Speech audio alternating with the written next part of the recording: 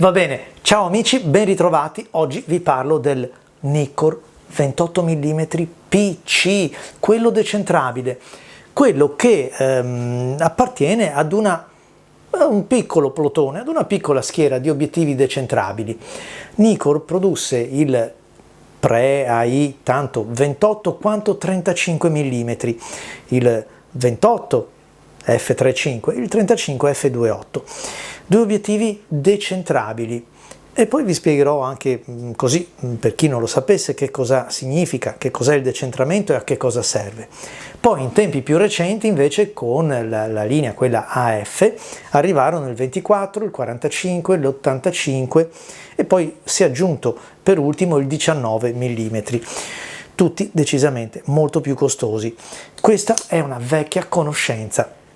Innanzitutto, sì, però non è il mio perché me lo sono fatto prestare da Daniel di RCE Photo Aprilia, al quale ringrazio e colgo l'occasione per ricordare che RCE è il più grande negozio di usato fotografico garantito che abbiamo in Italia. Del resto Daniel, con il quale ho avuto modo di parlare più di qualche occasione, ho scoperto essere un appassionato di fotografia, un fotografo che nasce dalla pellicola, quindi insomma ha attraversato tutti quegli step che secondo me fanno un po' anche la conoscenza della fotografia di oggi, cioè non si può parlare di digitale, di obiettivi senza avere un po' di conoscenza delle basi, da dove siamo partiti, non dico da quelle camere che ormai sembrano preistoriche, però certamente un pochettino di cognizione ci vuole, perché quando il cliente viene al banco e chiede un'informazione deve essere fornita. Bene, chiusa questa parentesi, parliamo del 28 PC Nikkor.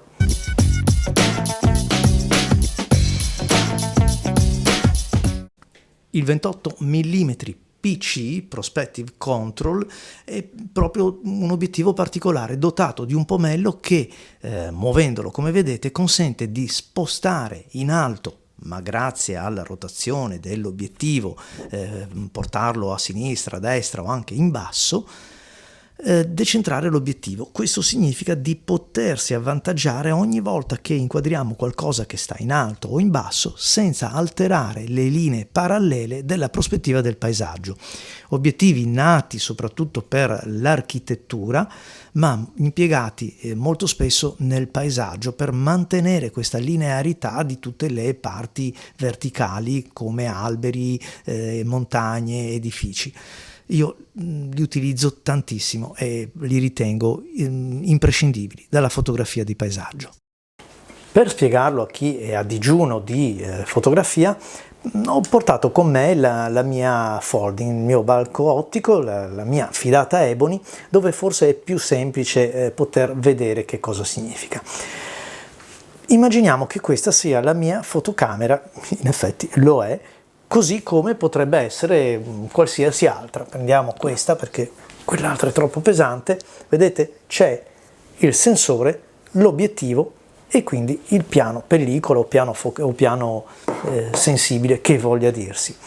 Quando voglio elevare lo sguardo, cioè non inclinare la testa che tutte le linee convergono, ma come se io mi alzassi al primo piano di un palazzo per alzare il mio orizzonte, con una camera a corpi mobili basta semplicemente fare così.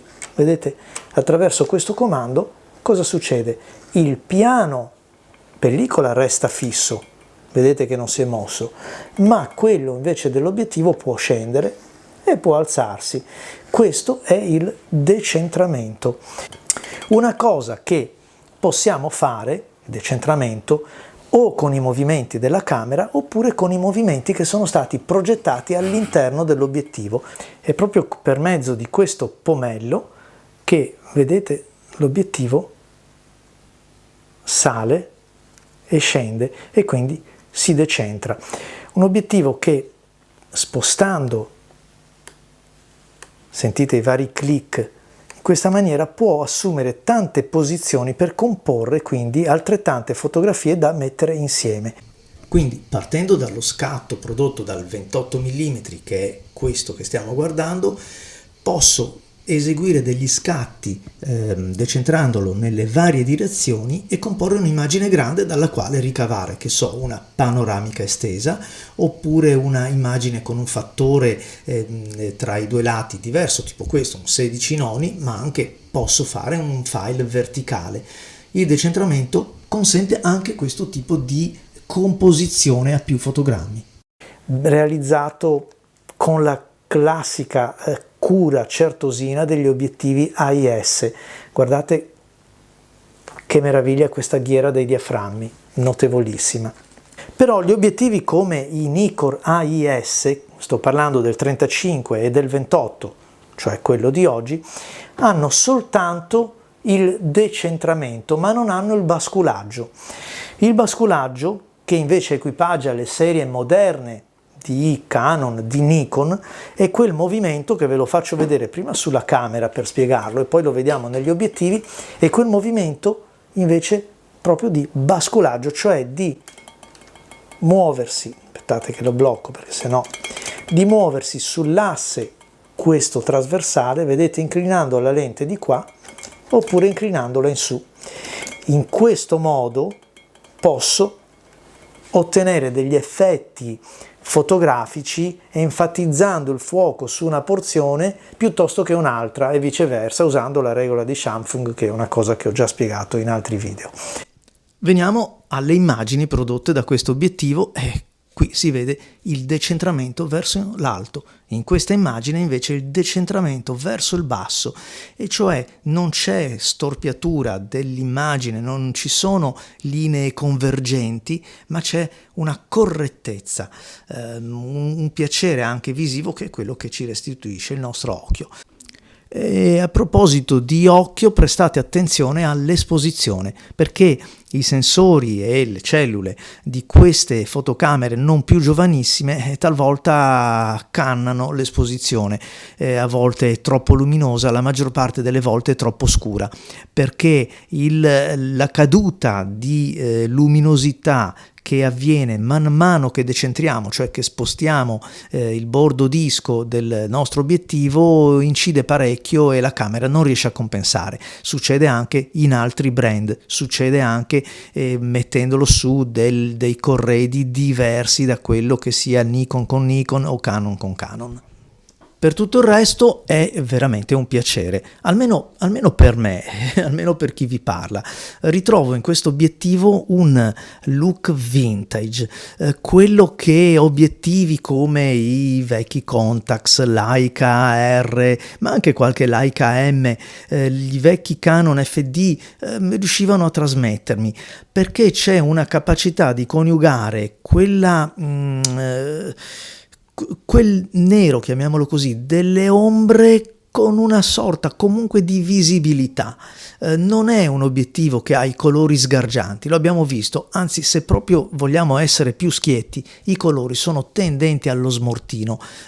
Ho consumato decine di Provi a 100 e Velvi a 50, ma anche qualche 100, senza ottenere i risultati che gli altri obiettivi mi davano. Nel paesaggio soprattutto il verde non era questo verde che vedevano i miei occhi, il cielo azzurro non era quello che vedevano i miei occhi.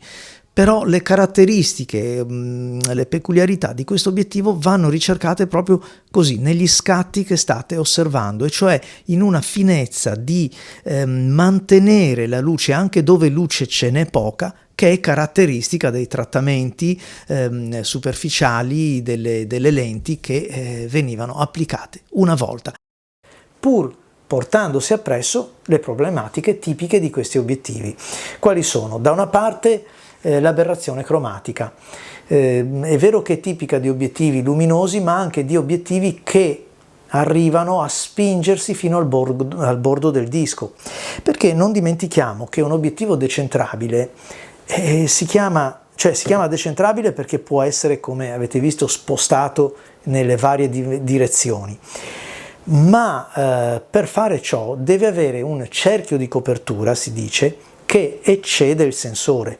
In altre parole, il mio sensore è fatto un 24x36, il cerchio di copertura dell'obiettivo decentrabile deve essere ben superiore per poter coprire anche quando si sposta. Pensate che una volta l'ho persino montato su una fotocamera Silvestri, sulla T30, facendolo adattare dall'ingegner Silvestri da una parte, perché mi ha dovuto modificare la camera, perché altrimenti c'era una vignettatura meccanica esagerata. Erano tempi dove i digitar stavano appena uscendo e comunque non coprivano pienamente quel formato là. Dall'altra parte Achille Fiorentini, che è il mago delle fotocamere, degli obiettivi, caro amico, che mi ha sistemato la baionetta, ha fatto dei trucchi eccetera per montarla su una Silvestri, e che belle foto rimaste proprio praticamente uniche, perché un 28 mm in 6x6 ne ho visti pochi così belli. Altro problema di queste lenti è un po' la caduta di accutanza. Certo, perché il disco, cioè il bordo disco, questo cerchio di copertura è più ampio, e man mano che noi decentriamo, cioè sfruttiamo la parte, in questo caso finale della lente, c'è il bordo e si perde un po' di accutanza. Un altro problema è la vignettatura, perché man mano che porto la lente o in alto o in basso mi avvicino al bordo della lente, ma soprattutto mi allontano dal centro. Perché? Perché quando io sposto l'obiettivo in alto, vedete, così è fisso, e quindi il centro dell'obiettivo cade proprio nel centro del sensore.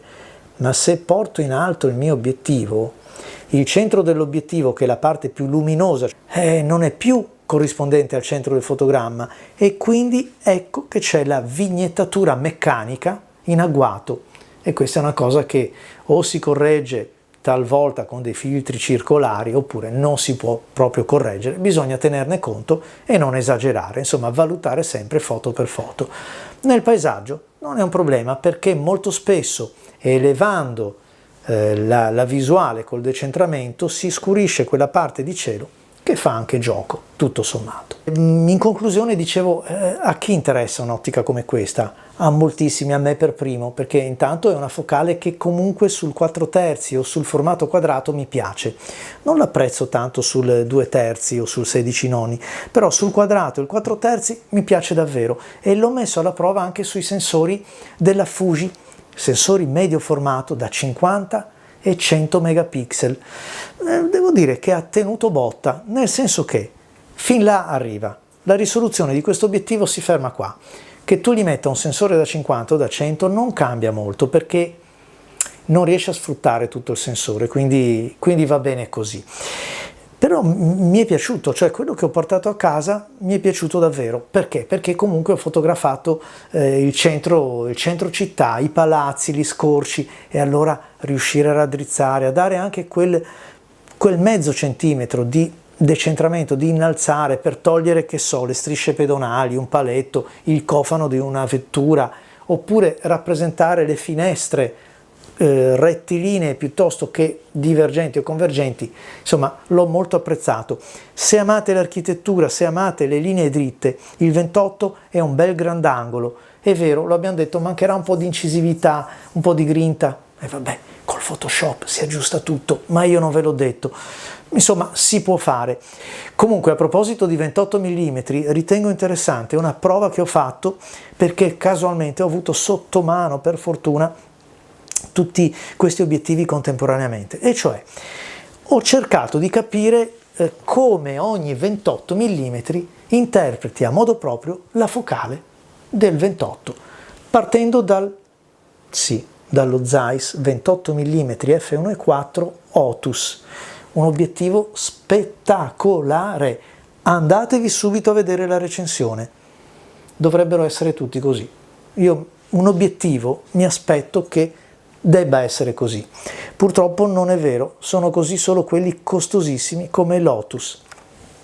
Perfetto, non ha distorsione, nitidezza, colori, c'è tutto. Via di corsa a vedere la recensione. Però si paga tutto, si paga il prezzo, si paga, che è un macigno. Guardate che questa è una 5DS, io fatico a tenerlo dritto. Si paga una profondità di campo ridottissima, che si paga il micromosso sempre in agguato, il fuorifuoco peggio ancora. Però bellissimo, magnifico. E allora, visto che c'ero, l'ho messo a confronto con un altro 28 che apprezzo molto, Leica Summilux F1.7, un altro modo di interpretare il 28 mm, più grintoso, vivace, pronto alla scena. È vero che distorce leggermente di più, ma gli si perdona tutto. È un obiettivo che riesce a dare dinamismo a qualsiasi evento, a qualsiasi scena. Mi piace davvero tanto, però nessuno di questi due fa quello che fa il 28, che oggettivamente è il meno sofisticato dal punto di vista dell'immagine, però è l'unico che decentra, e allora è una bella battaglia. E come ho detto nel video che li metto insieme, la soluzione è semplicissima, bisogna averli tutti e tre.